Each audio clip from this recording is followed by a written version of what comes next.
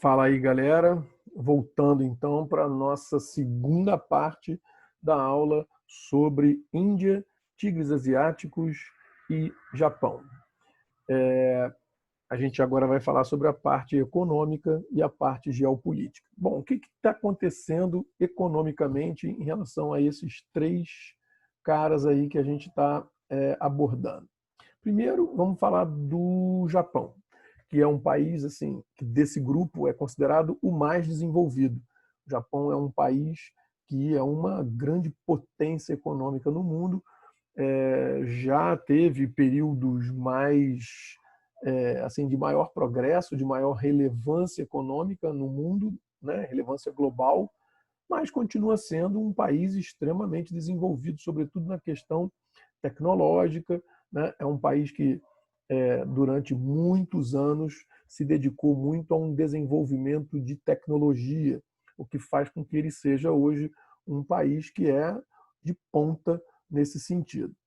A grande questão é que o Japão ele tem uma economia que tem uma característica muito peculiar, né? O Japão é um país que se baseia na existência de alguns conglomerados econômicos, grandes grupos empresariais que basicamente fatiam a economia do país e controlam cada um uma porção, algum ramo dessa economia.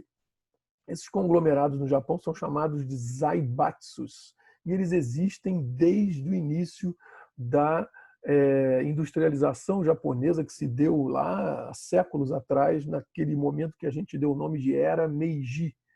O Japão foi um país que fez uma revolução industrial num período assim bastante antecipado, não foi na mesma época que Europa fazia, mas foi mais ou menos próximo do período que os Estados Unidos estavam fazendo a sua revolução industrial. Então, o Japão é um país muito industrializado e muito desenvolvido em função disso. Destaque desses zaibatsus, esses grandes conglomerados, é que eles, na verdade, acabam produzindo de tudo. O Japão é um país que produz desde navios até automóveis, até supercomputadores e normalmente produtos eletrônicos é a sua grande, seu carro forte, né? Seu carro-chefe. Os grandes conglomerados econômicos japoneses são aqueles que a gente conhece: Mitsubishi, Sony, Toyota, Honda, Yamaha, que na verdade a gente acha que são apenas fabricantes das coisas que a gente consome aqui. Mas eles têm bancos, eles têm fábricas, eles têm indústrias, eles têm laboratórios de tecnologia. Então, assim, o Japão é uma potência econômica nesse sentido.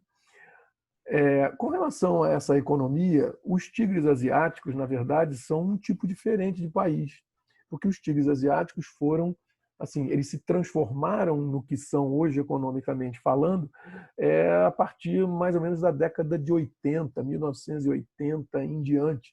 Porque, no fundo, o que acabou acontecendo é que esses países que, inicialmente, como eu falei, Hong Kong, Taiwan, Coreia do Sul e Malásia, esses caras começaram a receber investimentos externos, sobretudo de empresas japonesas, porque foi aquele momento que começava aquela ideia de uma globalização no qual as empresas entendiam que era mais barato produzir em países pobres ou mais pobres do que continuar produzindo em seus países de origem.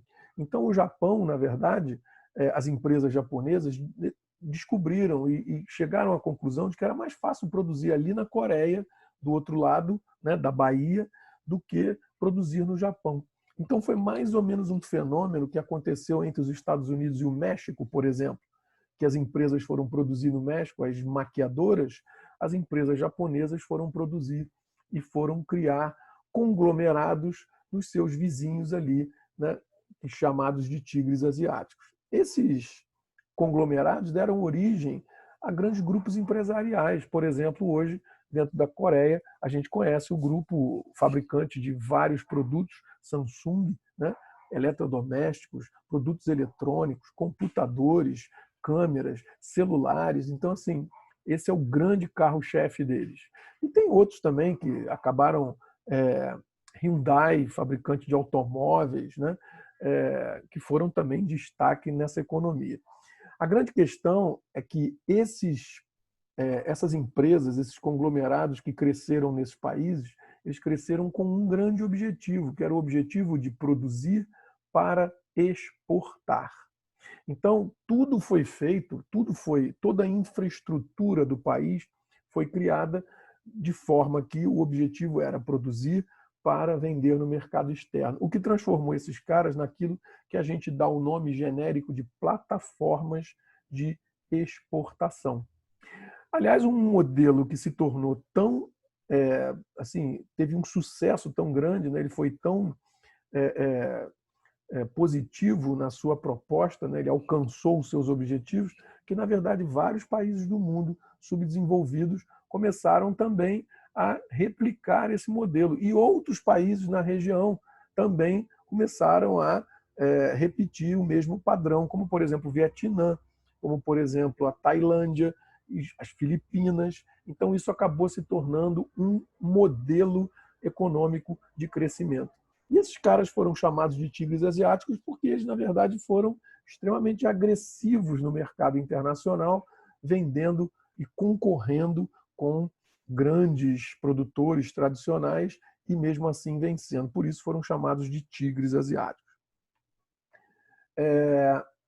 O caso da Índia é um pouco diferente, porque a Índia, na verdade, ela acaba tendo um padrão diferente, porque a Índia é um país extremamente desigual, é um país extremamente populoso, com uma população pobre muito grande, uma sociedade que tem uma questão religiosa importante, dividida em castas sociais, e que, por conta disso, é um país muito desigual, né? Acaba sendo um país assim onde você convive pobreza e riqueza ao mesmo tempo. Então, o que acaba acontecendo é que o grande destaque da Índia hoje quando se fala em produção, né? Você está falando em economia, você está falando em produção de alimentos e você está falando em produção industrial, mas você está falando em serviços. Então, hoje a Índia é um país que se destaca na questão de prestação de serviços online, como, por exemplo, serviços de call center no mundo inteiro, que eles falam inglês, eles têm essa capacidade de atender e de conseguir se comunicar. Então, isso é uma das coisas que a Índia hoje tem se destacado. Outra coisa que é interessante economicamente na Índia, pode parecer loucura, mas é a produção de filmes, né? A gente hoje acha que a grande indústria cinematográfica do mundo está em Hollywood, mas eu vou dizer para você que a grande indústria cinematográfica hoje está em Bollywood, que é na antiga cidade de Bombaim, né? E que, na verdade, tem um polo de produção de filmes indianos que é um absurdo. E, assim, exporta isso para todos os países da região e é um absoluto sucesso econômico e financeiro. Então, isso é um dos destaques da economia indiana hoje, que faz com que ela seja um país assim que está crescendo nesse sentido. O fator importante é que essa parcela, essa elite populacional da Índia, que acaba, de alguma forma, se destacando e tendo uma educação muito superior às outras, né, acaba tendo uma grande qualificação, hoje tem sofrido um problema, que é aquele fenômeno que a gente chama de fuga de cérebros. Ou seja, as pessoas mais qualificadas, as pessoas que têm a melhor educação, acabam indo embora e vão para outros países e deixam a Índia.